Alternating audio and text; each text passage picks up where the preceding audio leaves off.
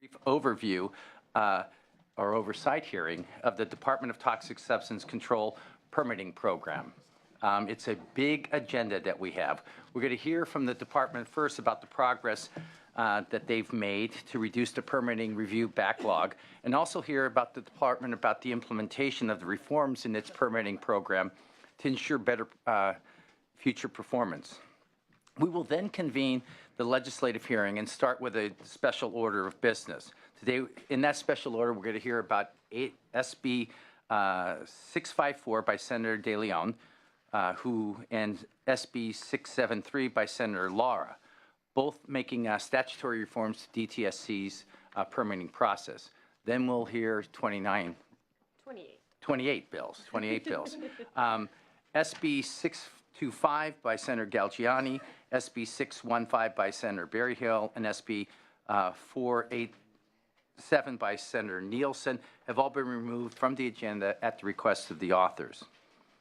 As we have a long agenda today, I would ask the authors, when we do start that hearing to testify, when they're testifying, to make a brief as possible so that we can be efficient.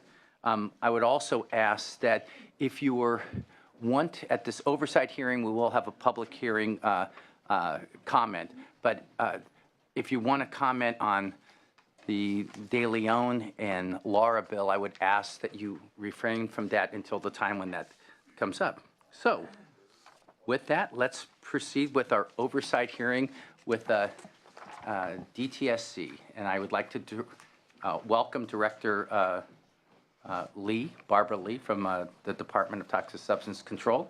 And please begin your testimony. Good morning, Mr. Chairman and members of the committee. I have with me today my Deputy Director, Elise Rothschild. She's the Deputy over our Hazardous Waste Management Program that has permitting and enforcement under it. I appreciate the opportunity to discuss with you the Department's permitting program and our efforts to enhance its performance. We have also provided you with some written materials for your further information. Please let me start by saying, for my background, I'm a chemical engineer by training, and I began my career as a permitting engineer at the Bay Area Air Quality Management District nearly 25 years ago. So I have a keen understanding of the importance of permits as a cornerstone of effective environmental regulation. I'm deeply committed to creating a timely, effective, and accountable permitting program for the department. And I will also make sure that our program is responsive to community needs and to protect public health and the environment. The department commissioned an independent assessment of its permitting program in 2012, and from that we developed a work plan to improve our performance. You provided resources to us to implement this work plan in the current fiscal year. The work plan has 88 action items, and the department committed to deliver in a 2-year period. After just 10 months, we are ahead of schedule and have completed already over half of the action items. Among the items completed, the project team used cutting-edge analysis that is used by Fortune 100 companies to improve quality, eliminate waste, and to reduce both lead times and costs. We established metrics and benchmarks and identified several key decision points that need clear and consistent criteria developed for the program.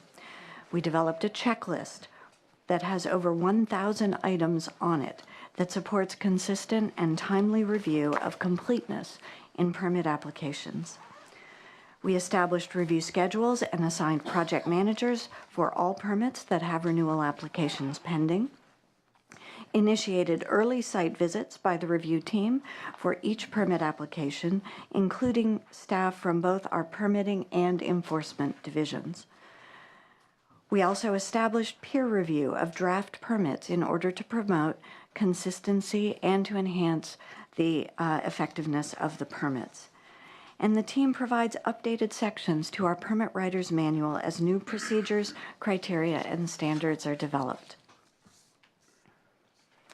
The department's permitting staff already completes permit decisions more quickly than the national average, but we expect to cut our permit review time by more than half. Among the key initiatives that are currently underway, I would particularly like to highlight our efforts in response to urging from the public and from this body to identify more clearly when enough is enough in making permit decisions based on a facility's compliance history. We have developed a working set of objective criteria for evaluating facility compliance history, and we will be using those in permit renewal decisions and as a basis for revoking permits on the basis of poor compliance performance. These criteria will support consistent assessment of compliance history within the department.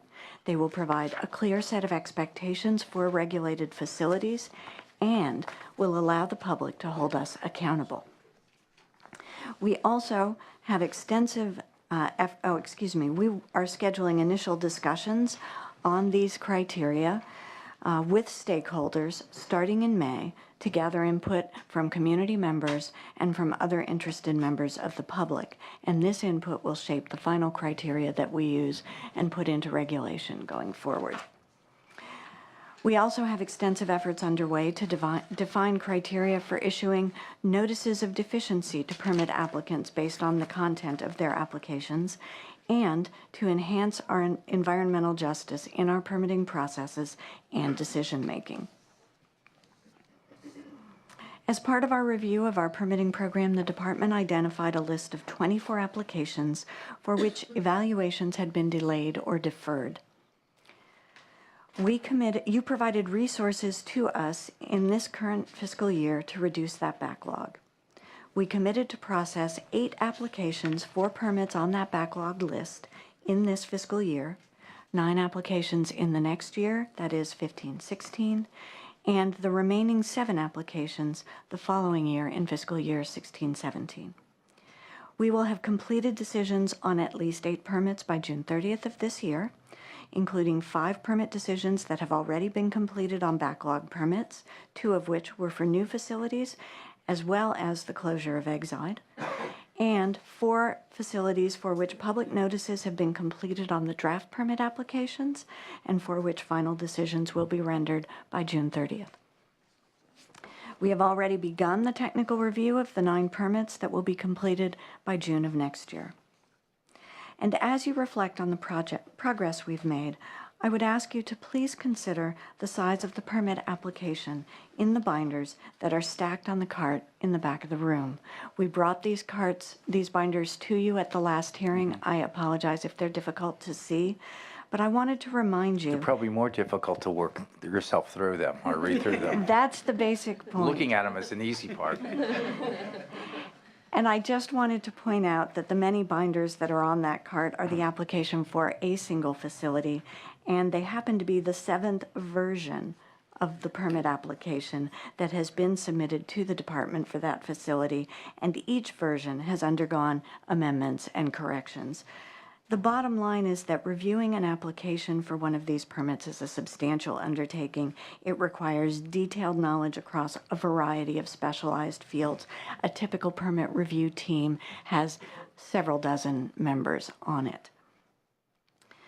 These are complex permits. They're for hazardous waste facilities, and they require a thorough and a rigorous evaluation. May I interrupt you there? Because, Certainly. you know, it's one of the things that's been bugging me is our role, the legislative role. I mean, I realized your predecessor for the last 2 fiscal years has asked for temporary workers. And I know there's a culture out there that we want to have less government intervention or less, let's get rid of 30,000 state employees because that's a really good thing. And yet we've seen how we've gone.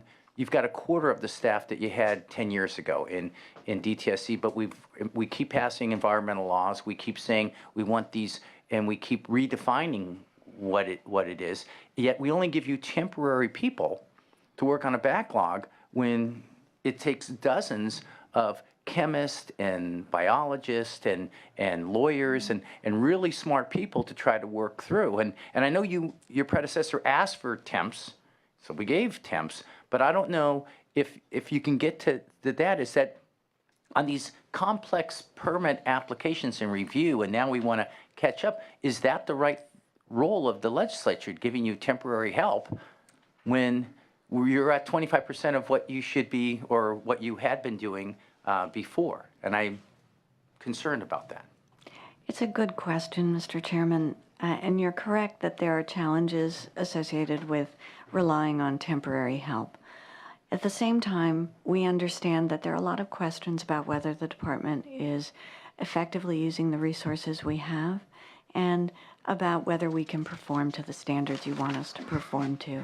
And what we're trying to do now is do our homework, get the house in order, and make the demonstration about what we can do with the right resources if we have them. And if it turns out we need to continue resources going forward, we'll come back and talk to you about that.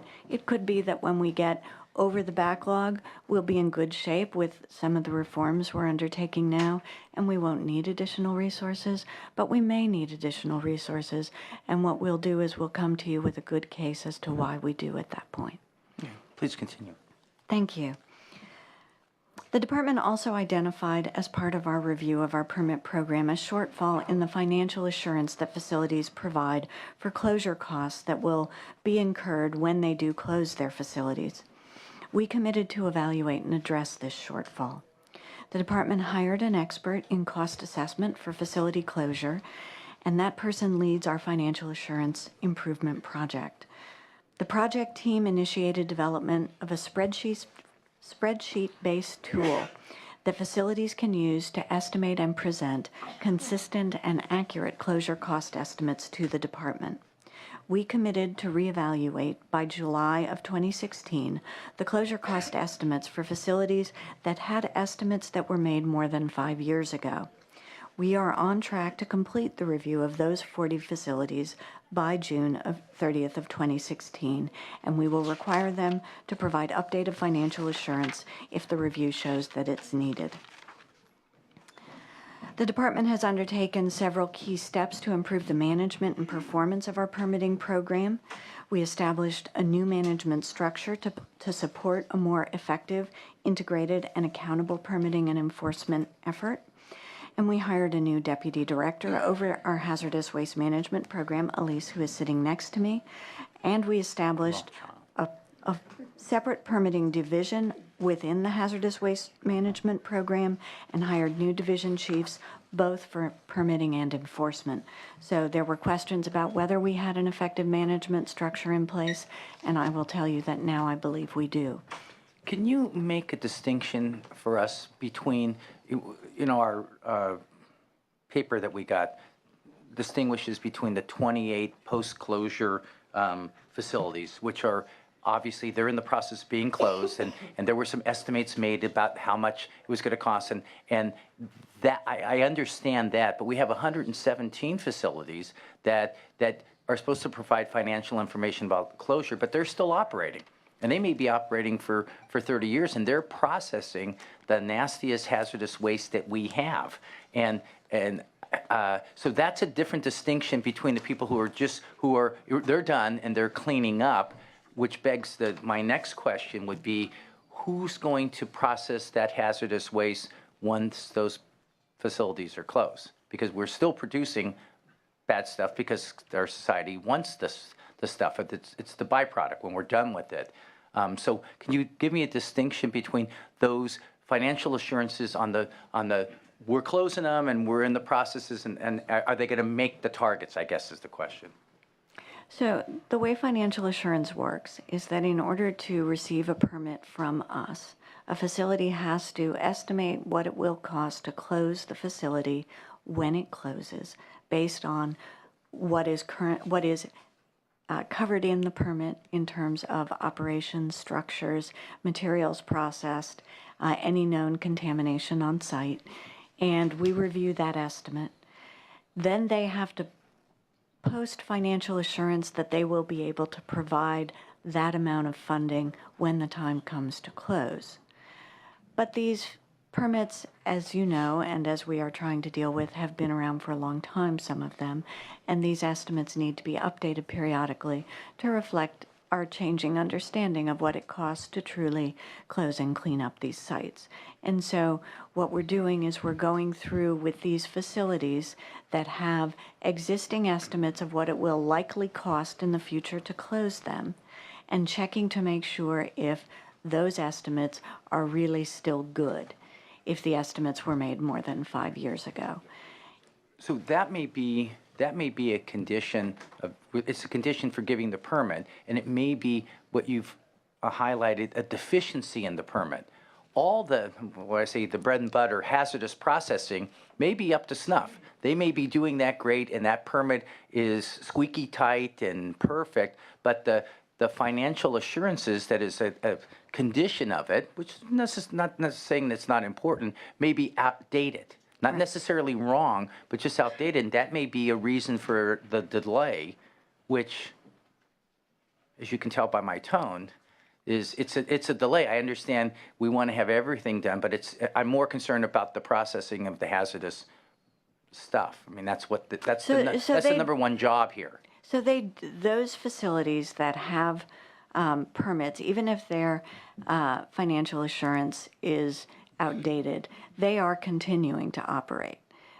What we're doing is we're looking at the financial assurance that they have already provided, so in the way of a trust fund or a bond or some other financial instrument that shows that they're good for it, essentially, when they close. We're going through and making sure those estimates correspond to what we understand is the likely cost when they do close. But they do continue to operate. They may operate in compliance. And so the updating of the financial assurance that they're providing doesn't in any way interfere with their ongoing compliant operation. Please proceed. I hope I answered your question. No, if I didn't, we can come back to it. In any case, we are on track to update all of that financial assurance.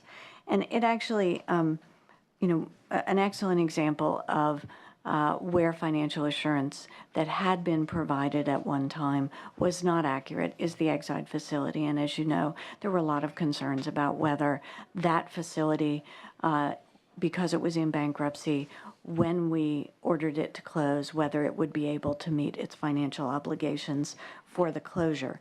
And we're trying to avoid future scenarios like that. What I'd like to do right now, if I might, is just give you a quick update on that facility, and then I'll close out my remarks, and if you have more questions, I'd be happy to answer them. The Exide battery recycling facility in Vernon, California, I know is of significant concern to many members of the public and for this body as well. We recognize how important it is that we act quickly and responsibly to protect public health and the environment from releases from the facility. I need to acknowledge that for many years the department didn't do this. We did not meet your expectations, and we didn't meet the expectations of the public. I personally appreciate the hard work and perseverance of the members of the community that have worked so hard to bring Exide and their concerns about it front and center for all of us. And the leadership shown by Senate President Pro Tem De Leon, Senator Lara, Assembly members Santiago and Rendon, as well as LA County supervisors and many city council people who have worked with us on this. DTSC began preparing a permit denial for Exide and evaluating closure options for the facility in February. We notified Exide of the impending denial towards the end of February and structured the closure proceedings that they would undertake and how they would fund the work. On March 12th, we issued an amended order for closure of the facility that included in it our envisioning of how the closure would roll forward, and in particular, enhancing the financial assurance they were providing to us for the closure of the facility. And on the same day, the US DOJ announced that they were signing a non-prosecution agreement with Exide for criminal offenses, and that their non-prosecution agreement requires them to comply with our order for closure. Exide emerged from Chapter 11 at the end of March, and they submitted formal notice to us of their closure as required in the order on April 5th. We held a community meeting on the closure in Boyle Heights on April 9th and invited our regulatory partners, the South Coast Air Quality Management District, the County of Los Angeles,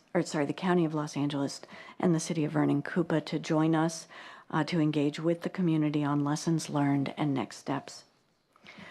As of April 24th, DTSC staff has overseen the cleanup of 74 residential properties in the communities around the Exide facility. Following the leadership of Assemblymember Santiago, we committed to establish a community advisory group that will review and provide input into the closure and cleanup of the site. We also committed to provide technical consultant support to the community via a contract to advise them and support their more effective input into closure and cleanup proceedings.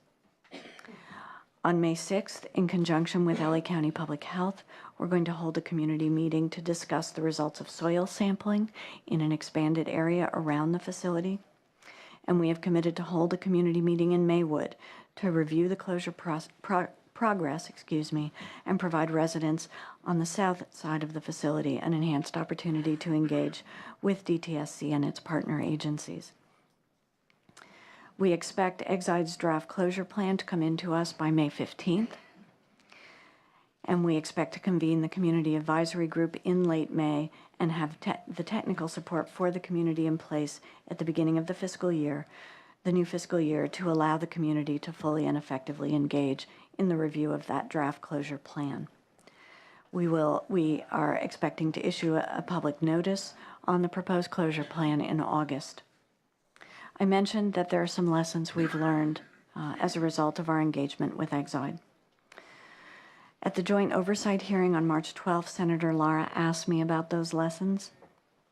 I owe him a written response, and he will have that from me in a few days. But I'd like to just highlight 3 of the lessons that I've taken away from my review of our history with the Exide facility.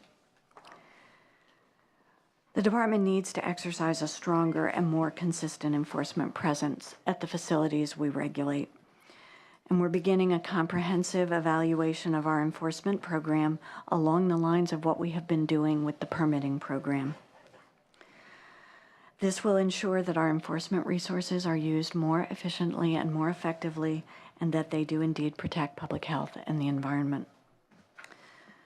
We also need to partner more closely with our co-regulators to enhance the environmental performance of the facilities we all regulate. And we have reached out to our regulatory partners in a collaborative way so that we can better coordinate and leverage each other's resources and expertise. Some examples of this include the planning of coordinated and targeted enforcement activities, alignment of upcoming reviews and actions we are taking that affect the same facilities or regions, and commitments to cross-train our field staff to expand the scope and the reach of our field inspections. In this way, How would that work? So you have Cal EPA and you, and your presence, your enforcement presence, going to be there.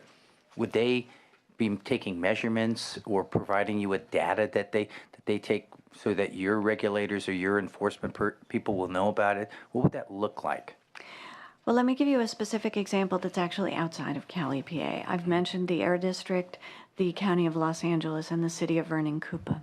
We all have regulatory oversight responsibilities of various aspects of some of these facilities. So, for example, we're working with the County of Los Angeles on the response to the soil sampling in the expanded area around the facility of Exide, and how we're going to address where we have found elevated lead levels. So that's one area where we're working together. Another area where we're working together with one of our partners is with the South Coast Air Quality Management District. They are on site conducting field inspections of a number of facilities that the department regulates, but they don't necessarily know what we would be looking for if we were there. And by the same token, we conduct field inspections of facilities they regulate. But the department staff don't necessarily know what the air district staff would be looking for in the way of air compliance when they're in the field. We're going to cross-train our staffs so that when they are inspecting a facility, if they see something that looks like it would concern us, they can alert us and we can go out quickly and follow up. And by the same token, if we see something that appears to be of concern from an air quality perspective, when we're in the field, we can notify them so that they can go out and respond. In that way, it's extra eyes for all of us without requiring additional resources that we're each paying for. So we're trying to find opportunities to do that going forward.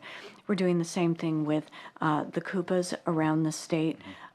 Elise Rothschild comes out of the City of Sacramento Koopa. She's been very engaged in statewide activities through the Koopa Forum Board, and she's leading an effort with us to connect with our Koopa partners better, do some cross-training there so that we're all performing more effectively in the field together. Thank you. Please proceed. The last thing I wanted to highlight in terms of lessons learned is that we need to actively and openly listen to the communities around the facilities we regulate so we can identify problems and respond to community concerns in a timely and effective way. I've begun that process personally through meetings, coordinated video conferences, and traveling with community advocates around the state to visit communities that are next to hazardous waste facilities and cleanup sites up and down California. In addition, the department has contracted with UC Davis to conduct a review of our public participation program and to gather community input and make recommendations to us to make the program more responsive to the needs of the public we serve. This concludes my review of key aspects of our permitting program at DTSC. I appreciate your time and attention today, and I'm happy to answer questions.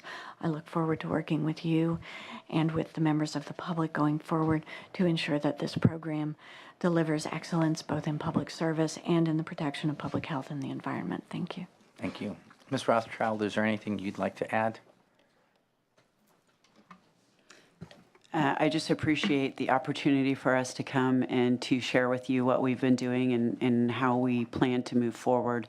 And like Director Lee said, to work better with our communities and our other regulated governmental agencies. From your point of view, I mean, these Koopas are all over the state, and they're in the field. There are Correct. A lot of them are local. Is there a big potential for us to this collaboration that the director has outlined to sort of nip some of these problems at the beginning, be on the front end of them rather than let them, become large? So part of what we're trying to do is we're going to enhance our communication with the Koopas because they are out at these facilities a lot more than DTSC is, and they also have a larger inspection force than DTSC does. So by having that communication with them, we will be able to respond to any situations at hazardous waste facilities that are alarming at the time. Senator Bates, do you have any questions of Director Lee? All right. Why don't we do have this was noticed, so we do have a public hearing now. If there's any members of the public would like to address the committee and on general issues with the DTSC and the compliance, please come forward. Should I ask about this?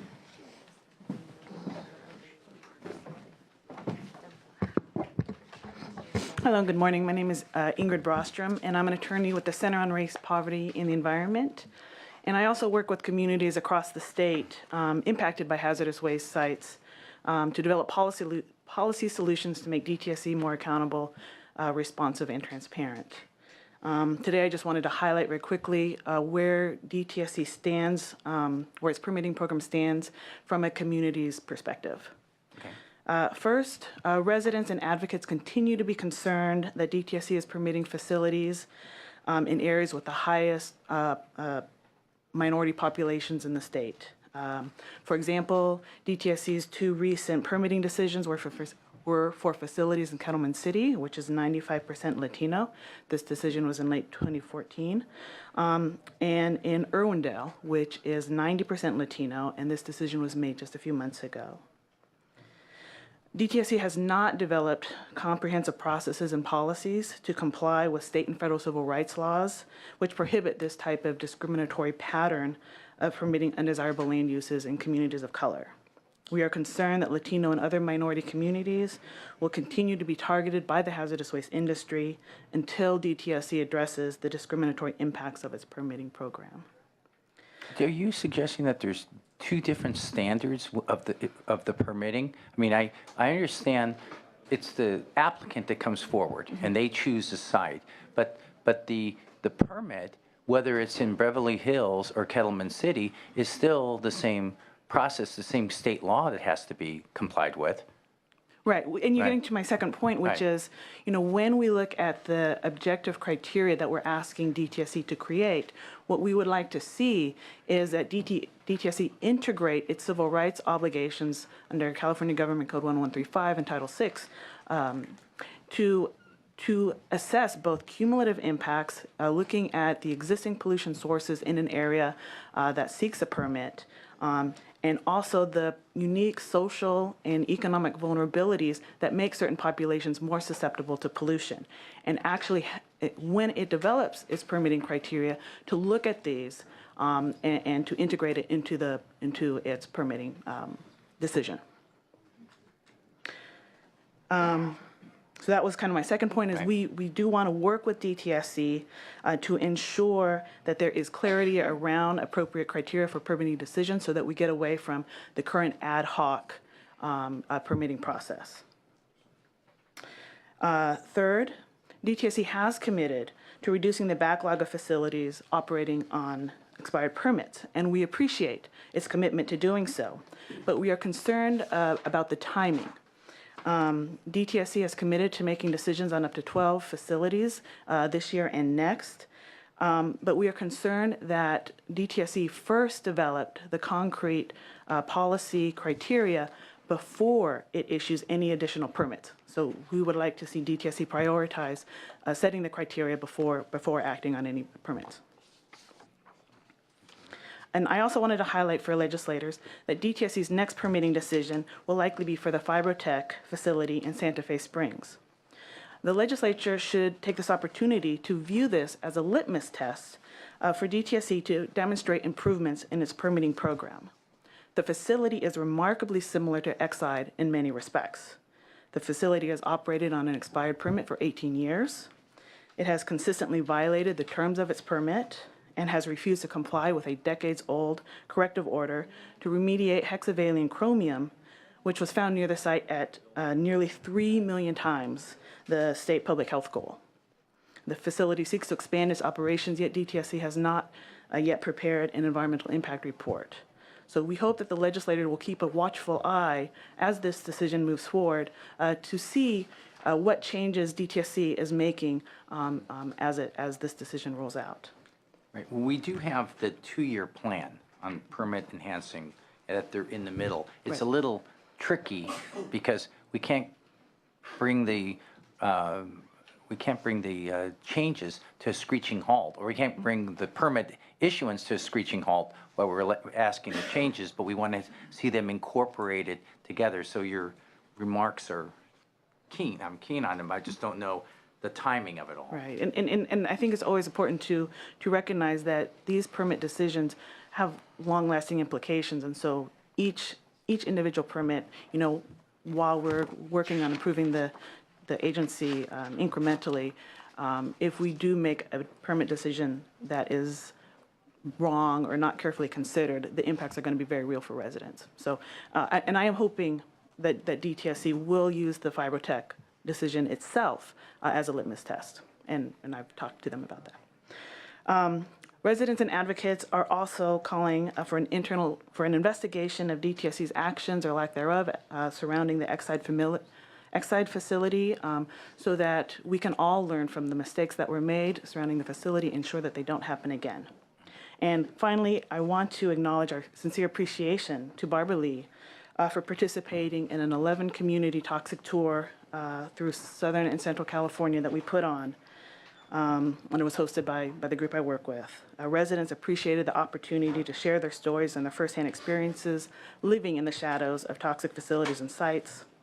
And while we all recognize that problems at DTSC persist, we are also hopeful that this new leadership will make the important and large-scale reforms needed to rebuild trust in the agency. Thank you. Thank you. Thank you. Others?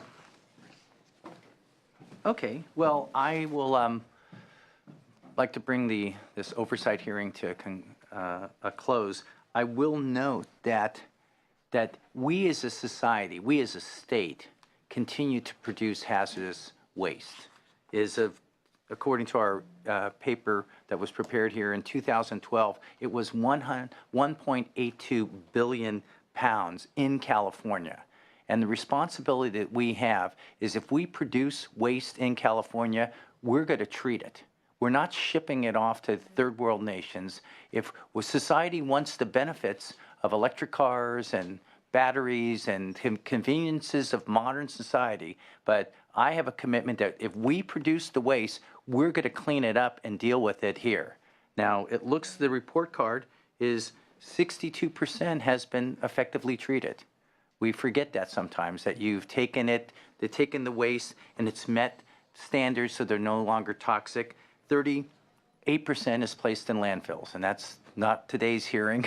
That's a different hearing. But as our technology improves, and we're able to, and we're always working for this to try to get to techniques that will increase that 62% level, so that more and more of this waste is no longer toxic and it's safe to the community. We still have to be mindful that it's a California-made problem, and it's a California solution that we have. So I look forward to our next oversight hearing with the department, and now I will convene the legislative hearing, and I thank you for appearing. This is part of our special order of the business, and we will hear SB 654 by Senator De Leon and SB 673 by Senator Lara. As I understand, Senator De Leon is unable to attend today's hearing. I did receive a copy of the governor's press statement on climate adaptation, which is timely. So we'll hear Senator Lara will be presenting Senator De Leon's bill. We will proceed as a subcommittee, as it's we have only 2 members. I'd like to welcome you, Senator Lara. If you could start with your bill first, Okay. and then present Senator De Leon's bill.